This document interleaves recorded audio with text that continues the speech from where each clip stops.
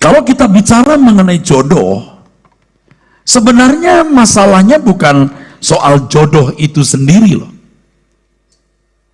Bukan soal berpacaran itu sendiri.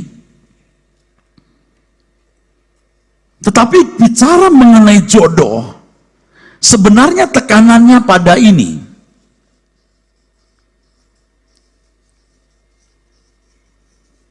Bicara soal masa depan. Masa depan itu menyangkut dua wilayah besar. Yang pertama di bumi, yang kedua di kekekalan.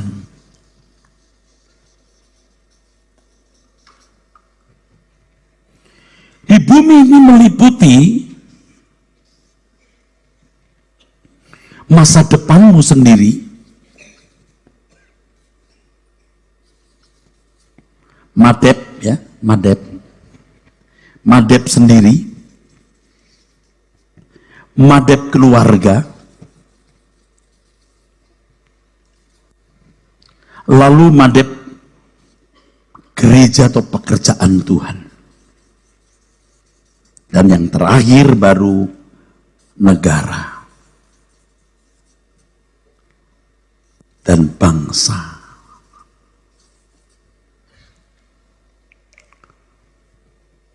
Jodoh itu bukan perkara sepele sebenarnya. Bukan hal yang sederhana. Jodoh itu masalah paling penting setelah keselamatan jiwa, setelah kekekalan.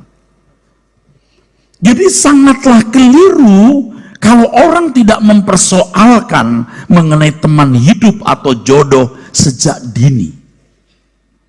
Mestinya sejak remaja kita sudah memahami hal jodoh. Jadi jangan berkata, kita masih kecil belum ngomong soal jodoh-jodoh. Faktanya pacaran. Mestinya kita tahu bahwa pacaran itu harus pada waktunya. Sebab berpacaran itu sebenarnya merupakan sebuah media untuk memilih jodoh. Bukan media senang-senang. Memang kata pacar atau pacaran itu bersenang-senang. Nah ini sudah keliru sekali. Banyak orang yang sangat keliru. Pacaran itu media memilih teman hidup. Bukan sekedar senang-senang. Begitu lewat umur remaja langsung, waduh. Kalau yang perempuan, yang laki-laki gini, siapa yang ku tembak? Ini sudah pulang senapan M16. Siapa yang akan ku tembak? Nah kalau perempuan sekarang umur 12 tahun juga udah mulai dandan, ya. Mulai genit. Tembaklah aku, tembaklah aku.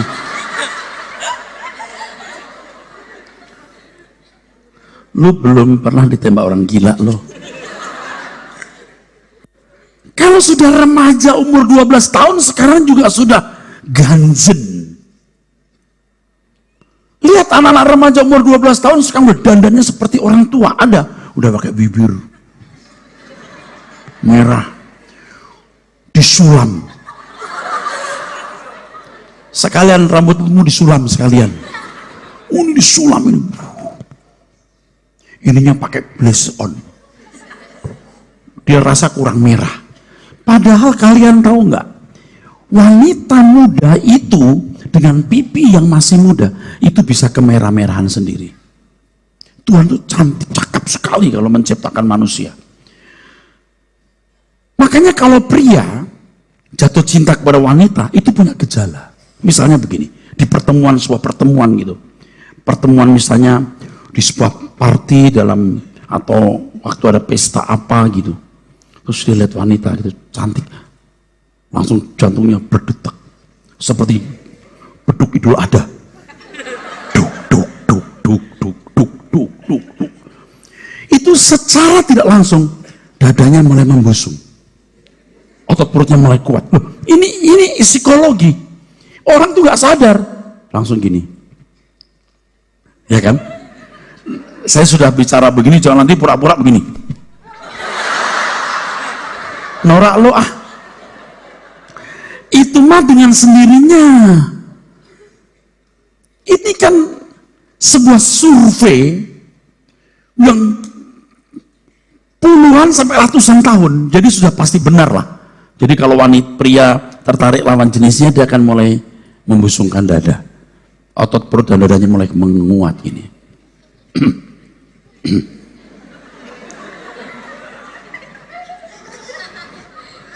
Tapi kalau wanita nggak begitu, pipinya merah. Lalu looking more beautiful. Piao liang lah. Jadi liang moy, bukan liang teh. Dia langsung cis gitu. Itu langsung cantik. Nah, kalau sudah makin tua, kan ototnya makin tidak elastis, jadi nggak merah. Supaya merah, kasih merah-merah. Loh, ini bener. Karena tidak elastis lagi, jadi perlu merah, dikasih merah-merah. Jadi sebenarnya kalian tanpa dikasih merah-merah, itu merah dengan sendirinya. Ayo, mau praktek nggak? Kita panggil seorang pria di sini satu, wanita di sini. Tapi jangan, nanti wanitanya malah salah, malah dia begini lagi.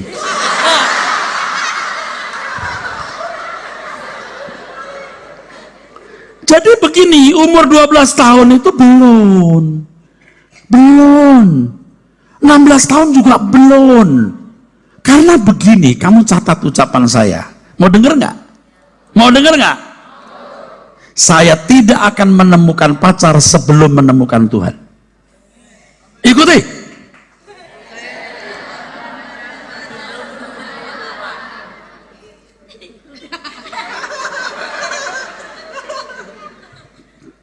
Tepuk tangan dulu deh. Saya belum akan menemukan pacar sebelum menemukan Tuhan.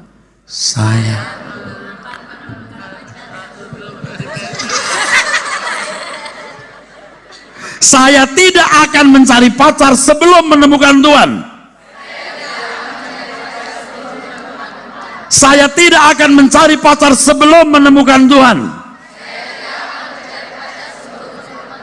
Sekarang wanita dulu, ya, pria, karena pria itu kepala. Pria dulu, 1, 2, 3.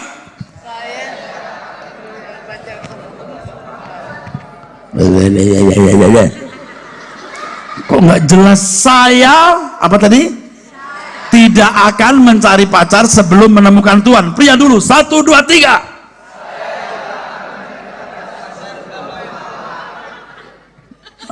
Ini kurang kompak nih. Ini kalau paduan suara langsung diskualifikasi dia. Langsung turun, jelek. Sekarang wanita, saya tidak akan menemukan pacar, saya tidak akan mencari pacar sebelum menemukan Tuhan. Saya tidak akan mencari pacar sebelum menemukan Tuhan. Tuh, kalau perempuan lebih ini kan lebih seragam. Lagi perempuan ya, 2, 3. Saya tidak akan mencari pacar sebelum menemukan Tuhan. Kenapa kamu ragu-ragu? Saya tidak akan mencari pacar sebelum menemukan Tuhan. Wanita, Saya tidak akan mencari pacar sebelum menemukan Tuhan. saya tidak mau ditembak sebelum menemukan Tuhan.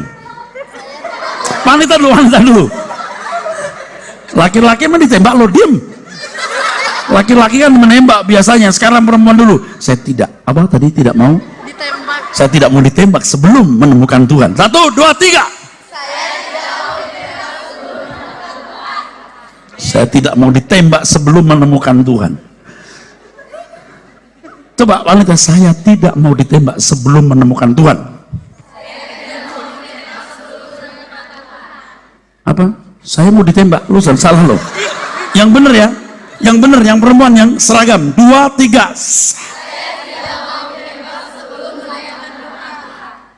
Sekarang lagi-lagi, saya tidak mau menembak.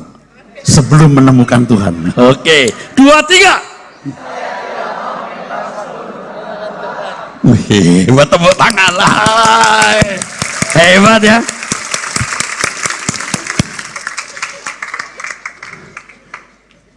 Kenapa sih Om harus menemukan Tuhan dulu? Kalau kamu tidak menemukan Tuhan, kamu akan pasti salah pilih jodoh. Pasti. Enggak kali Om, mulutmu awas loh. Sebab tidak mungkin orang bisa menemukan jodoh tanpa pimpinan Tuhan. Di dalam Alkitab kita menemukan orang-orang umat pilihan Tuhan, kekasih-kekasih Tuhan yang menemukan jodoh itu dalam pimpinan Tuhan. Enggak main sembarangan kayak pilih pisang goreng. Pisang goreng nyomot tapi pakai milih, ini mana ya yang banyak minyaknya? Tok. Kok yang banyak minyaknya? Kita pilih barang aja masih milih-milih. Milih pisang goreng aja mesti pilih-pilih, betul nggak? Pilih baju yang mau dipakai aja mesti cus, pantasin dulu, cus. Kalau salah pilih baju, tuker. Bu, kemarin itu kekecilan. Udah tahu badan kamu kayak King Kong. Kok pilih yang begini? Tuker Bu, boleh, silakan pilih. Udah dia pilih dah. Boleh tuker. Sekarang jodoh boleh tuker nggak? Setelah menikah pesta malam minggu pesta, Seninnya yang laki-laki bawa pulang ke rumah yang perempuan. Om, tante nggak jadi Om.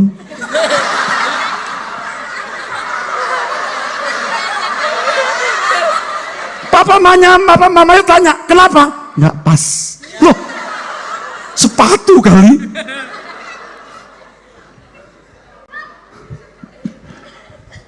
Nggak bisa. Apalagi kalau di gereja diberkati Tuhan. Wah, sudah janji, aku menerima engkau sebagai istriku dalam keadaan susah atau senang, sakit atau sehat, kaya atau miskin, sampai menutup mata. Wow, kadang-kadang sampai pakai nangis loh. Saya kan sering mimpin begitu. Aku terima engkau sebagai suamiku, baik dalam susah atau senang, miskin atau kaya. Itu suaminya gini, plok, kena air mata dan ingusnya plok. Wah, enak bener. Gila loh, air mata pasarnya asin loh. Enak bener. Itu waktu mau nikah, masih bulan madu. Begitu kawin 2-3 tahun, bukan malah bulan madu, bulan-bulanan. Udah si perempuan pulang ke rumah orang tua dah. Mami, papi.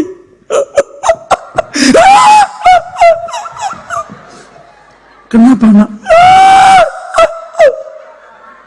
Kenapa nak?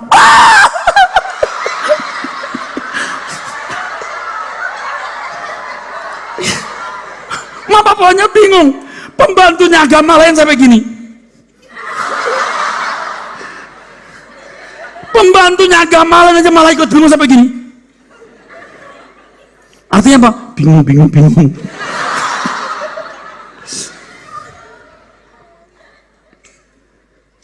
Saya ternyata salah pilih, papi. Papi, aku gak mau terusin. Loh, dulu kau bilang cocok, sekarang cocok.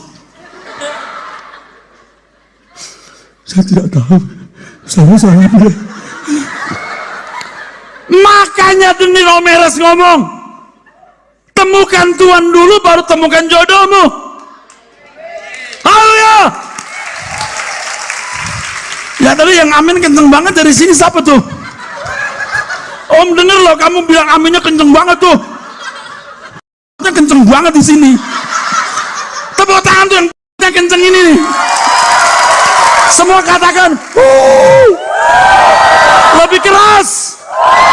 Tepuk tangan. Itu baru bener bro. Amin. Tapi laki atau perempuan tadi itu? Perempuan kayak laki suaranya, heran juga ya. Kalau sudah menikah lo gak bisa pulangin tahu. Makanya milihnya mesti benar. Ini lo banyak orang gak ngerti. Udah remaja aja rasa berat pacaran. Nak, saya tahu pacaran itu menyenangkan. Saya juga tahu. Bukan tidak boleh. Not di cancel, just di delay. Bukan dibatalkan, tapi di delay. Hanya ditunda. Saya nggak mau ditunda om. Mau naik pesawat ditunda, kita marah sama itu maskapai. Kok ditunda? Itu pesawat. Sebab kalau pesawat dia ditunda, banyak pesawat lain. Sekarang banyak pesawat loh. Ada Batik, ada Garuda, betul nggak? Ada Lion, ada Tiger. Iya, loh banyak pesawat kan? Ditunda juga enggak apa-apa. Kecuali saya loh, ada pertemuan mendesak. Saya langsung tidak mau. Saya tolong diganti pesawat yang lainnya. Tapi nggak begini, ini kan bercanda aja. Kita harus bisa ditunda nggak Pak? Pesawat yang lain. Karena saya apa? Dia bilang LGBT kali. Enggak, maksud saya adalah tolonglah kita lemah lembut lah, bukan lemah gemulai. Pesawat bisa ditunda. Tapi kalau jodoh ditunda juga. Amin. Enggak masalah. Tahu kok pacaran itu nikmat. Aduh. Cinta itu luar biasa sampai Alkitab berkata, ini yang tidak aku mengerti, kata Amsal. Wanita yang jatuh cinta kepada pria, pria yang jatuh cinta kepada wanita, jalannya pria dan wanita tidak aku mengerti. Cinta itu kata Alkitab kuat seperti maut. Betul nggak? Kuat seperti maut. Jadi jangan-jangan kalau orang putus cinta bisa bunuh diri, lebih kuat dari maut. Tepuk tangan untuk Alkitab. Jadi sebelum orang yang ngomong soal cinta, Alkitab sudah ngomong soal cinta. Cinta itu kuat. Makanya kalau orang jatuh cinta, langsung bisa berubah. Langsung bisa berubah. Orang tua sering berkata begini, Pak Pendeta, anak saya diguna-guna. Guna-guna, maksudnya gitu loh, Pak, gini. Ibu maksudnya apa sih gini-gini itu apa? Maksudnya pasir diginiin. Bapak Pendeta, kurang ajar loh. Maksudnya gini itu diguna-guna. Anak saya jatuh cinta sama itu pria. Anak saya itu wanita Pak, baik banget Pak. Sekarang rusak, aneh, ngelawan. Dulu sama saya hormat, sekarang nggak hormat. Tuh. Ada juga yang keluarganya bilang ini, Pak, ada apa Pak? Aduh anak laki-laki saya itu nurut banget sama saya, sekarang tuh ngelawan Pak. Nah, dia ketemu wanita di kafe. Waktu janda Pak, dia diguna-guna sama janda. Enggak, kalau orang jatuh cinta itu bisa berubah. Cinta itu kuat. Makanya kita berkata jangan menggerakkan cinta sebelum waktunya. Ini kalau kita baca ayat Alkitab bisa waktunya habis. Jadi dengerin saja, semuanya ayat Alkitab. Amin. Nanti kamu tangkap aja, itu ada firman Tuhan, cinta lebih kuat dari maut. Kau tahu ayatnya di mana? Nggak tahu. Kata pendeta, jangan menggerakkan cinta sebelum waktunya. Kok ada di mana ayatnya? Nggak tahu tuh di mana. Pendeta yang ngomong. Ini benar. Kalian datang ke sini tuh ketemu pendeta yang benar, yang tahu ayat Alkitab. Oke, jadi ada ayatnya. Kalau orang jatuh cinta itu jadi aneh, jadi ajaib. Yang tadinya tidak suka puisi, jadi bikin puisi. Padahal waktu bahasa Indonesia nilainya 4,5. Itu pun ditambah 1,5 sama gurunya, karena gurunya dikasih itu pulsa. Gila, dia jadi aneh. Makanya kalau orang jatuh jatuh cinta lihat jadi suka nyanyi, giginya dulu hitam-hitam, asal-asal dah. Begitu cinta, aneh. Dulu dia rambutnya berantakan, sekarang dirapiin, dia kukunya dibagusin, medi-pedi. Kalau jatuh jadi aneh, naik bus saja bisa.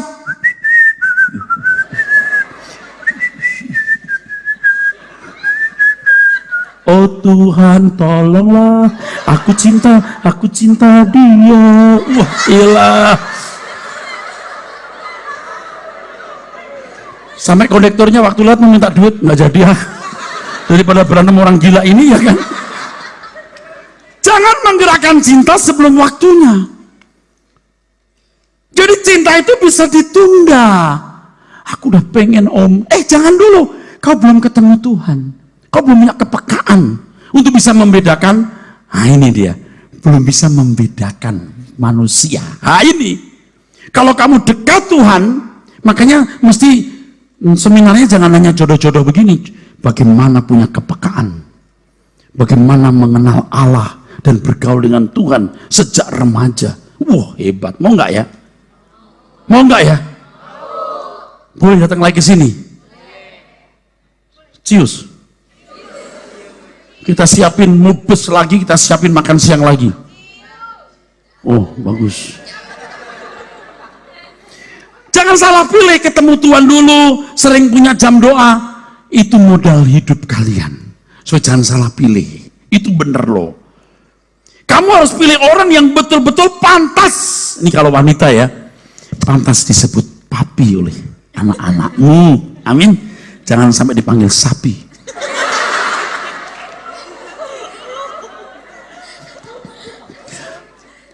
Kamu juga berapa umurmu? Mah? 14. Masih jauh. Kamu harus cari jodoh wanita yang pantas dipanggil mami, bukan mima. Ngerti enggak nak? Halo, amin. Tapi om aku pengen om. Tunda, bukan nggak boleh, tunda. Ketika kamu menunda memang berat, tapi kalau kamu bisa, kamu akan menikmati hidup yang indah. Sebab kalau salah pilih jodoh, ini masa depanmu sendiri. Menciptakan neraka di dalam dunia. Kamu kan nggak ngerti nak, dunia ini kayak apa jahatnya. Om Eras ini kan jadi gembala jemaat sudah 35 tahun. Sekarang jemaatnya sudah 8.300 lebih, yang terdaftar 8.300. Jadi ketemu orang, ketemu masalah, mendengar banyak problem, termasuk problem rumah tangga. Pak Pendeta, apa? Saya menyesal Pak. Kenapa? Saya menyesal. Loh kenapa? Menyesal.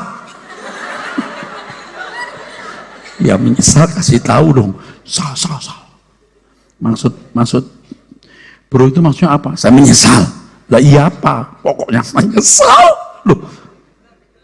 Maksudnya Bapak nyesal. Loh. Ditunjuk istrinya yang jauh. Lagi ngobrol. Tuh. Maksudnya kenapa dia? Yang mana yang ini? Bukan. Yang itu tuh. Kenapa? Saya menyesal Pak kawin sama dia. Saya pikir dia itu bidadari Pak. Terus ternyata kuntilanak. Dulu Pak, dia tuh lemah gemulai, dia manis, dia lembut, ternyata tidak. Tuh, nyesel kan? Nyesel kan? Juga wanita. Wah, kalau wanita lebih banyak yang nyesel. Percaya deh. Saya nggak mau cerita di sini, nanti kamu ketawa lagi soalnya. Itu wanita lebih banyak yang menyesal daripada pria. Karena waktu masih muda tidak bisa membedakan mana sapi, mana papi. Mana mami, mana mima. Semua juga kelihatan baik-baik. Orang masih pacaran saja udah umur 16-17 masih SMA. Ini si laki panggil, hai. Namanya Lili, dipanggil Bunda. Aduh, iya. Capek lihat orang. Semua dengar sini. Kamu sengsara. Saya belum bicara bagaimana menemukan teman hidup, bagaimana punya kepekaan, tetapi akan menyesali hidup ketika ini. Makanya tujuan kalian datang hari ini supaya jangan menyesali hidupmu. Jangan menyesali hidupmu.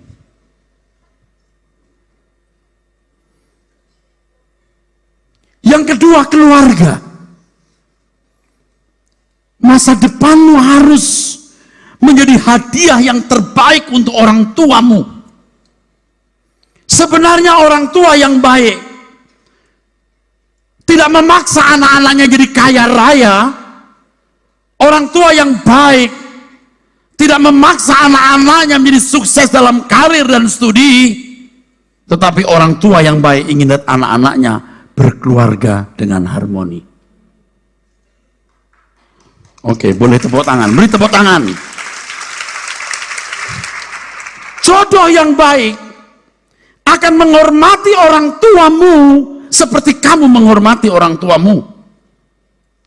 Teman hidup jodoh yang baik akan mengasihi orang tuamu dan bertanggung jawab kepada orang tuamu seperti kamu bertanggung jawab. Tidak sedikit rumah tangga yang berantakan dan cerai gara-gara pasangan hidupnya tidak mencintai keluarga dari pihak pasangannya. Sebab kalau seseorang menikah dengan seorang wanita atau dengan seorang pria, dia harus berani menerima dan memikul semua tanggung jawab teman hidupnya itu. Baik tanggung jawab pada keluarga, pada saudara. Kalau dia punya adik-adik yang belum sekolah, nah kamu harus ikut bertanggung jawab jodohnya. Kalau ketemu jodoh yang tidak dewasa, kamu disita, kamu direbut, kamu direnggut, kamu dirampok. Maka orang tua berkata, aku kehilangan anakku. Kita beri tepuk tangan untuk kebenaran ini. Ingat ya, masa depanmu sendiri. Kalau kamu jodohmu itu orang yang tidak bisa bekerja, malas, oh kaya pak. Jangan nggak jaminan orang kaya bisa membahagiakan. Oh enggak jaminan, tidak. Orang kaya ya lebih banyak anak-anaknya tidak punya daya juang. Memang orang tuanya punya daya juang karena starting from zero dari nol. Starting from zero dari nol dia punya daya juang yang tinggi, tetapi dia anak-anaknya enggak. Nah anaknya itu pacar kamu itu, jadi nggak jaminan. Orang miskin juga nggak jaminan, saudaraku sekalian, dia akan miskin terus. Tidak selalu. Ini loh, jadi memilih jodoh itu tidak sembarangan. Bibit, bebet, bobot. Bibitnya siapa? Kualitas hidupnya gimana? Pendidikannya siapa? Teman-temannya. Tuhan akan menunjukkan siapa jodohmu. Siapa? Apa bisa om? Sangat bisa. Tuhan tidak akan diam ketika kita bergumul mencari teman hidup. Tuhan pasti menuntun kita dan pasti memberi petunjuk waktu kita mencari jodoh. Tapi kalau kalian cari jodohnya hanya karena kesepian, lalu siapa ya yang mau nembak aku nih bagi wanita. Kalau pria siapa yang mau saya tembak, kamu tidak berjalan dengan Tuhan. Kamu membelakangi Tuhan dan pasti kamu salah. Jangan berkata begini, tapi Pak Pendeta, kalau itu kehendak Tuhan, pasti Tuhan pertemukan. Kalau bukan kehendak Tuhan, pasti nggak ditemukan oleh Tuhan. Itu salah loh. Salah loh. Kadang-kadang ketemu di pesta, ketemu di jalan, ketemu, pasti kehendak Tuhan. Oh salah itu. Justru tidak mungkin. Jadi ini ya, Tuhan akan memberikan petunjuk. Nah nanti akan saya bimbing bagaimana punya kepekaan membedakan orang. Dari bahasa tubuh, dari sikap hidup, dari nilai sekolahnya, dari kerajinannya, dari siapa temannya, siapa orang tuanya. Harus dilihat, bro. Bukan cuma, motornya bagus loh. Lo kawin sama motornya aja di situ. Ingat ya, masa depan keluargamu, masa depan orang tuamu tergantung dari kamu. Kamu salah pilih jodoh, kamu membunuh orang tua. Ingat ini. Kamu salah memilih jodoh, kamu membunuh orang tua. Kamu salah memilih jodoh, kamu membunuh orang tuamu. Makanya ya, mutlak ya, walaupun, maaf ya, walaupun tidak mutlak sekali, tapi hampir mutlak. Kalau orang tua itu baik, mutlak. Kecuali orang tuanya memang tidak baik ya, tidak dewasa, jadi sulit saya. Kalau punya teman jodoh, punya pacar, sebelum pacaran dibawa dulu. Jangan udah pacaran baru, mami, ini pacarku mami. Maminya bilang gini, aku belum stempel. Bawa dulu ke mami teropong kanan kiri depan belakang. Ada virusnya enggak? Karena orang tua pasti punya kepekaan. Karena masa depan anak-anak itu jodoh di sini. Orang tua tahu sekali.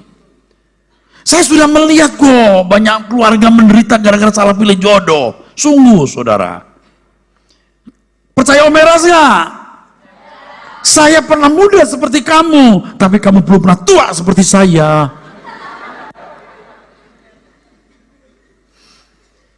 Lalu untuk pekerjaan Tuhan, nih sini.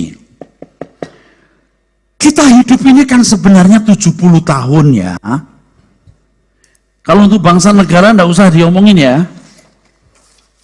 Sudah itu udah tahu sendiri itu pasti. Kan gini nih, coba semua lihat ya.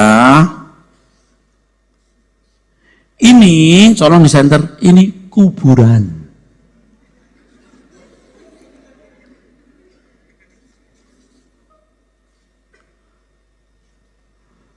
Hidup kita hanya 70 tahun. Tetapi di sini itu unlimited. Jadi kita hidup di dunia ini hanya untuk kekekalan. Nah, nanti masuk ke sini. Nah, ini masuk di sini. Jodohmu itu akan sangat mempengaruhi nasib kekalmu. Makanya kalau kamu sudah didekati orang-orang non-Kristen, atau kamu lagi mau ditembak orang non-Kristen atau mau menembak orang Kristen, stop. Jadi begitu kamu mau ditembak ke orang non-Kristen, langsung haram. Itu mutlak. Tolong dengar, jangan sombong. Kamu kalau udah menderita nanti baru tahu kekekalan. Jangan merasa kamu kaya di sini, kamu cantik, kamu nggak ada apa-apanya, nak. Kamu tuh nggak ada apa-apanya, jangan sombong.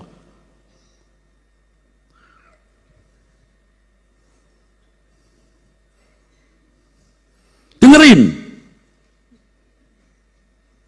Kekekalan. Karena jodoh sangat mempengaruhi kekekalan. Hidup kita di dunia ini sebenarnya hanya persiapan untuk kekekalan. Mestinya dari sekolah minggu, anak-anak sudah dilatih untuk berpikir begitu. Bahwa hidup kita 70 tahun itu hanya untuk kekekalan. Nah, ini rahasia hidup. Ketika kita mulai sungguh-sungguh bersekutu dengan Tuhan, kita tidak akan dipermalukan di dunia ini. Saya tidak mengarang, saya kan dari remaja di Jakarta. Teman-teman saya daerah Pecak Kulit, daerah kota sana. Saya bisa membedakan setelah 35 tahun. Orang-orang yang mencari Tuhan dan yang tidak mencari Tuhan itu beda. Hari ini tuh beda, sungguh beda. Saya starting dari nol. Sambil kuliah, saya dagang, jualan. Sambil kuliah. Dagangnya kalau berlian gitu terhormat, tahu nggak? Dagang bandeng. Bandeng presto. Jadi waktu di kampus, teman saya gini, Mas, kamu amis baunya? Iya. Saya bawa mobil saya penuh dengan bandeng. Saya nggak malu. Makanya sampai hari ini pun saya masih dagang, masih ada bisnis. Saya tidak ngambil uang dari gereja. Iya, muda saya kerja keras. Saya bukan miskin loh dari muda loh, sangat miskin. Ya sambil kuliah dagang lo bayangin aja. Teman-teman saya dari daerah Pecak Kulit sana, naik motornya bagus-bagus. Waktu zaman dulu tuh ada. Saya nggak punya mobil, nggak punya motor. Itu mobil dagangan tahu. Waduh, tapi mereka menipam, Valium. Saya nggak mau. Waktu saya punya cita-cita mau jadi dokter, jadi saya tidak mau. Jadi pendeta hari ini. Tapi pedagangnya sih masih. Kerja keras. Ternyata dari muda kan saya ngelayani Tuhan tuh jadi guru sekolah minggu, terus sekolah Alkitab. Waktu sekolah Alkitab pertama saya malu ngaku sama teman-teman. Ras, lu sekolah di mana? Ada. Karena sekolah pendeta kan dianggap nggak ada ininya lah, masa depan gitu. Ada? Ya ada. Di mana? Ada. Ya ada di mana? Ada, pokoknya ada. Malu ngaku jadi pendeta. Tapi saya kerja keras, cari uang sendiri, dagang. Hari ini setelah 35 tahun, aduh saya lihat beda loh. Orang yang dulu teman-teman saya ikut ngajar sekolah minggu sama yang tidak ikut ngajar beda loh. Keluarganya beda. Tepuk tangan untuk Tuhan. Kalau kamu dari muda sudah mencari Tuhan, kamu bukan kecil kemungkinan gagal loh. Tidak bisa gagal. Ini bukan karena saya pendeta bro. Karena saya membuktikan bahwa Allah itu Allah yang hidup. Kalau kamu sombong petentang-petenteng, nanti kamu melarat. Atau wanita-wanita yang sombong, gue cantik nih. Ntar kalau udah 30 tahun lagi, bawa anak kecil. Ntar baru belakangan lo, belagu. Jangan belagu. Amin. Nah, hidup kita cuma 70 tahun. Di sini kita harus efektif. Efektif itu artinya jadi orang yang punya keahlian. Waktu masih muda memaksimalkan potensi. Tapi Pak, kalau pacaran itu memberikan semangat. Semangat apa sih? Ini loh, ini sesat nih otaknya orang ini. Pak, setelah saya punya pacar Pak, wah saya jadi belajar rajin. Itu mah jarang, kalau ada ajaib dia. Rata-rata pacaran itu pasti menguras energi. Nggak mungkin tidak menguras. Mau tidur gini terus nih. Nggak mungkin. Perhatianmu pecah. Belum lagi pas berantem, lagi ribut. Ya, memang lagi pada waktu ini mau ketemu di sekolah, dandan rapi ketemu karena pacarannya di sekolah jadi semangat. Kita mau nilainya bagus, nggak malu berebut sama ini misalnya nih David sama Rudi berantem mau merebut si Mehwa. Mehwa bilang gini, Fit, tadi siapa nama? Rudi sama siapa? David, Fit, Ruth, pokoknya yang nilainya paling bagus dapat gua. Aduh, ande lumut. Artinya kompetisi, siapa yang nilainya bagus, semangat. Nah, itu bisa, tapi itu mah langka yang begitu, langka. Saya tuh ya udah tua, saya tuh guru juga. Saya juga pernah jadi dosen, sekarang masih dosen untuk pasca sarjana, untuk program doktoral. Saya sudah pengalaman di bidang pendidikan. Saya dulu ngajar di sekolah menengah juga, kejuruan tapi teologi ya. Ngerti lah. Jadi rektor ngalamin lah. Jadi nggak ada orang yang karena pacar jadi semangat, nggak ada. Bohong dia. Mahasiswa yang pacaran rata-rata, nilainya jatuh. Rata-rata, nggak semua loh, nggak semua. Karena waktu mahasiswa saya juga udah punya pacar sih. Tapi saya mau ngomong jujur ya, pacaran waktu masih mahasiswa 8 tahun sama mamanya Stephen ini, tidak ada orang bisa tahu saya pacaran. Karena kita sibuk pelayanan, jadi di pelayanan tuh kita juga udah menjalin hubungan. Teman deket saya bilang gini, Ras, apa? Tuh cewek cakep ya? Iya. Kenalin gua dong, kenalin gua. Oh iya, itu pacar gua. Tapi saya nggak bilang itu pacar saya. Istri saya sekarang ini dulu waktu masih muda cantik banget, gila loh. Lo kagak percaya, lo lihat. Ini sekarang umur 56 tuh, udah masih piol yang begitu. Namanya Cia Syuli. Buset cantiknya. Untung dia mau sama saya loh. Kalau dia nggak mau sama saya, dia nyesel dia.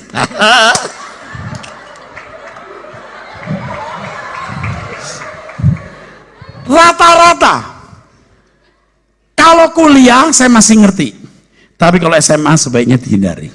Memaksimalkan potensi supaya bisa dipakai Tuhan untuk pekerjaannya. Ini persiapan kekekalan. Jadi kalau ada orang berkata pakailah aku Tuhan, dia harus punya sesuatu yang bisa dipakai. Dia pintar sekolah, banyak duitnya, cerdas, punya potensi. Jangan nggak punya apa-apa berkata, Tuhan pakai aku, pakailah aku. Malaikat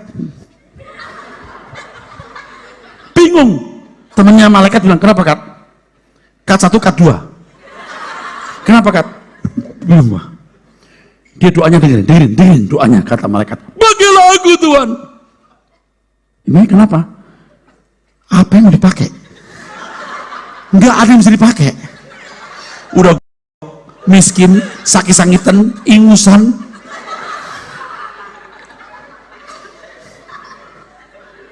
Lu udah jelek, bodoh, apa yang mau dipakai?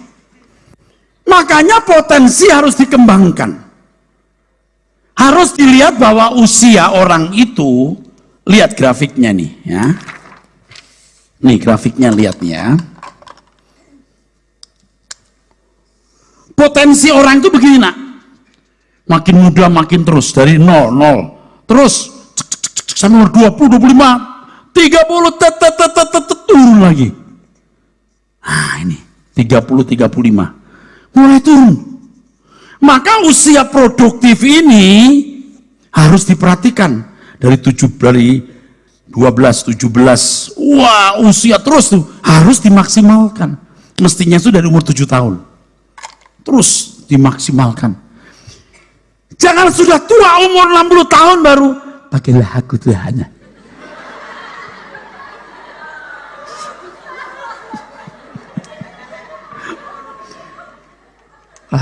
Om ini udah 70 tahun. Om mau dipakai Tuhan.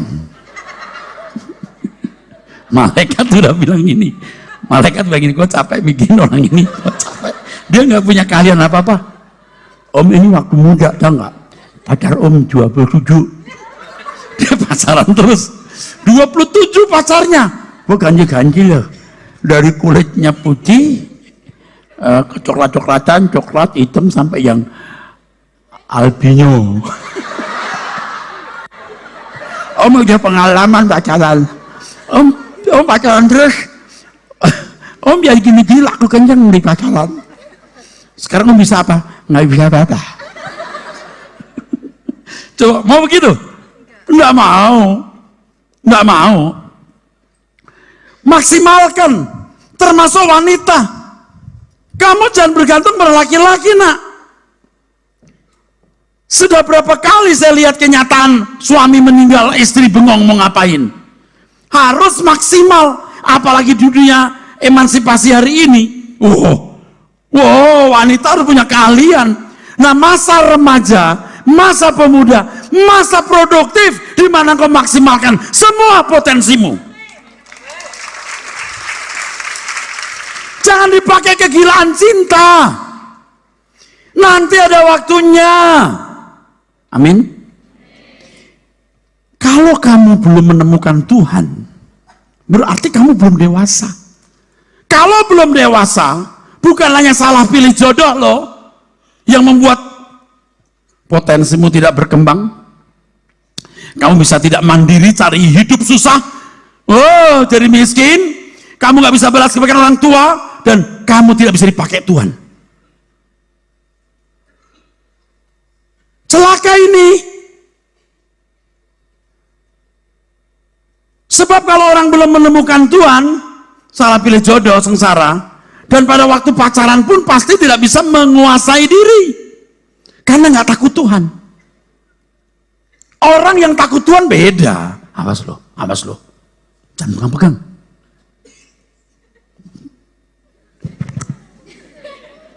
Yang lagi bilang, kenapa emang? Ada tuh. Mana? Nggak ada orang. Ada. Tuh, tolong ada tuh. Mana? Tuhan. Oh. Maksudnya Tuhan, iya. Tuhan nggak lihat. Iya, memang Tuhan nggak lihat, tapi lihat kita. Tapi kalau orang nggak takut Tuhan, belum menemukan Tuhan, udah deh, bebas wira swasta, banyak kreativitas, sehingga berbuah-buah, ngawur kan jadinya, betul nggak? Beda kalau sudah kenal Tuhan, hati-hati. Tuh, katakan betul, kurang keras. Sekarang betulnya bukan betul, betul. 2, 3. Bagus. Saking betulnya sampai betul. Lagi.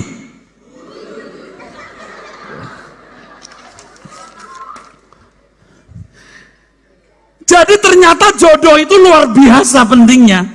Menyangkut masa depan sendiri, keluarga, pekerjaan Tuhan, tentu negara dan bangsa. Bahkan sampai kekekalan. Jadi kalau kamu punya pacar agama lain, kamu berkata, oh om saya tuh biar pacar agama lain, saya nggak mau pindah agama. Oh belum, udah terlanjur jatuh cinta, udah nggak bisa misah. Kamu bisa kebawa. Itu belum kalau keluar pihak sono bilang, kalau kamu nggak pindah agama, nggak usah kawin. Om saya udah terlanjur cinta om, nggak bisa. Anak gadis saya nggak boleh kasih sama orang yang non agama kita, nggak boleh. Untuk orang Kristen haram, najis, kafir.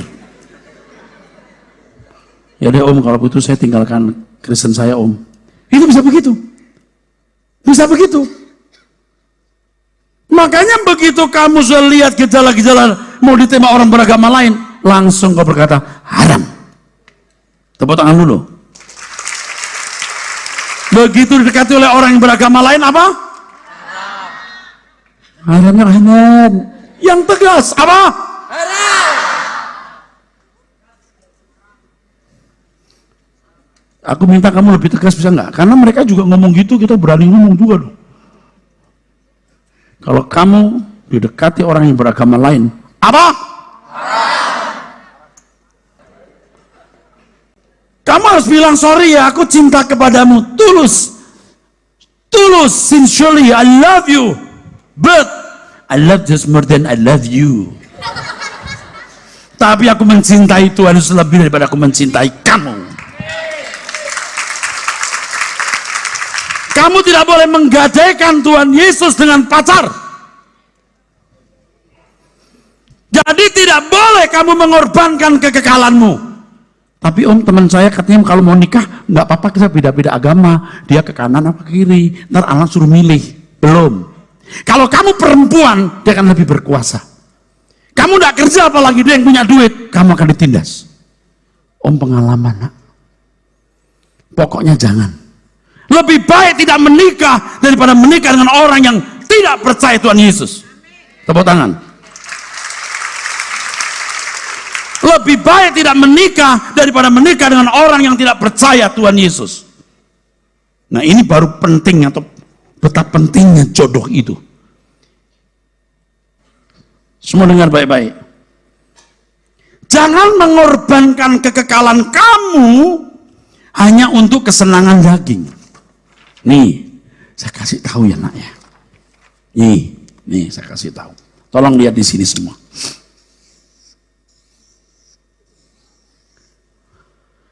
Ini roh sama dengan nesyamah dalam bahasa Ibrani, namanya unsur kekekalan.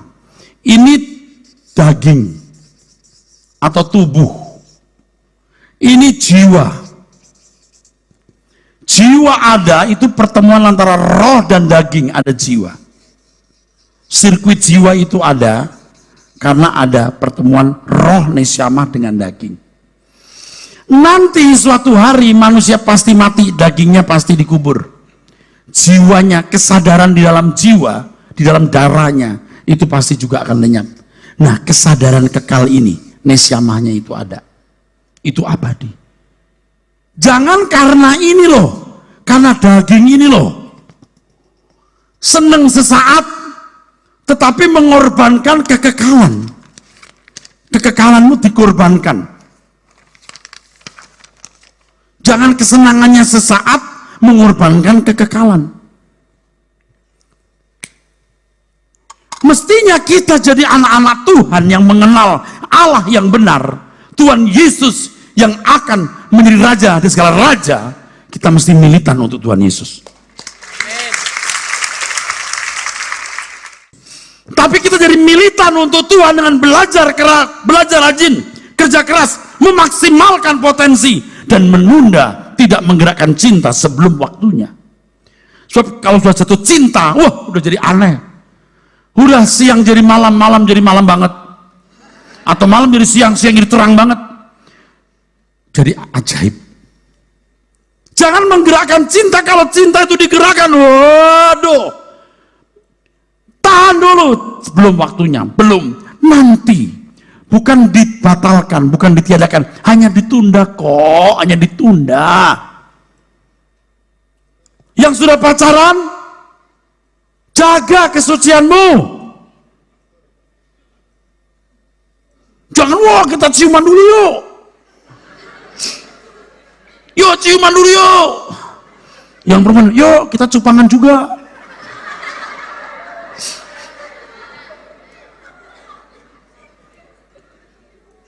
Akhirnya rusak, jadi nggak indah. Tahan dulu, tahan. Setelah diberkati Tuhan di gereja, nah habisi dia. Sampai ketemu di sesi kedua.